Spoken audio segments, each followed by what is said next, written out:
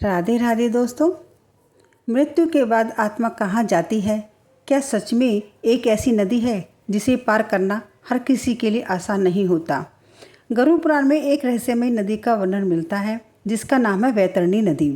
कहा जाता है कि यह नदी मृत्यु के बाद आत्मा की यात्रा में आती है और मनुष्य के कर्मों का सत्य सामने लाती है। गरुड़ पुराण के अनुसार जब मनुष्य शरीर छोड़ देता है तब उसकी आत्मा सांसारिक जीवन से अलग होकर अगले मार्ग पर चल पड़ती है। उस समय उसे अपने किए हुए कर्म याद आने लगते हैं।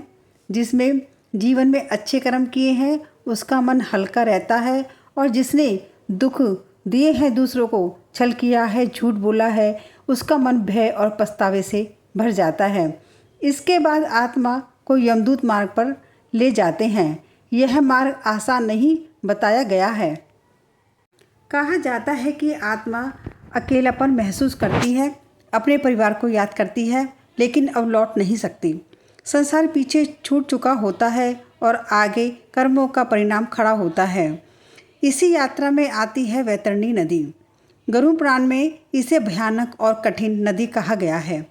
कुछ वर्णनों में इसे गहरी, उफनती और भयावह बताया गया है, लेकिन इसका गहरा अर्थ यह है कि यह नदी मनुष्य के कर्मों का प्रतीक है। जिसने जीवन भर पाप किए, दूसरों को सताया, लालच किया, उसके लिए यह नदी पार करना अधिक कठिन बताया गया है। कहा जाता है कि ऐसी आत्मा भय से कांपती है, उसे हर कदम भारी लगता है। नदी पार करने का मार्ग नहीं मिलता। वह सहायता को खोजती है पर कोई सहारा नहीं दिखता।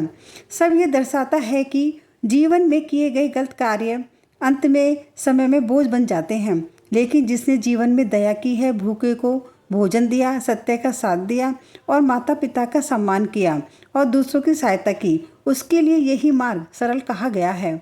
उसके मन में भय कम होता है और यात्रा सहज बताई गई है।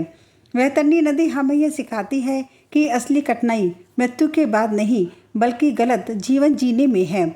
जो व्यक्ति जीवन में दूसरों को रुलाता है वह अंत में स्वयं दुख पाता है।